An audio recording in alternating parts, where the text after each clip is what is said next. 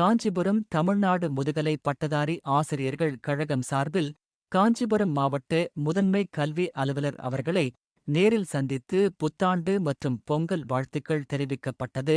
இந்த நிகழ்வில் மாவட்ட தலைவர் திரு தேவராஜன், மாவட்ட செயலாளர் திரு அருள்தாஸ் தலைமையில் சங்கத்தின் முக்கிய நிர்வாகிகள் கலந்து கொண்டு வாழ்த்துக்களை தெரிவித்தனர்.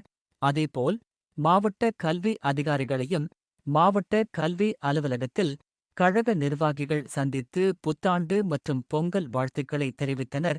இந்த சந்திப்பு கல்வித்துறையின் முன்னேற்றத்திற்கான ஒற்றுமையையும் ஆசிரியர்கள் மற்றும் கல்வி நிர்வாகிகளுக்கிடையேயான நல்லுறவையும் வலுப்படுத்தும் விதமாக அமைந்தது.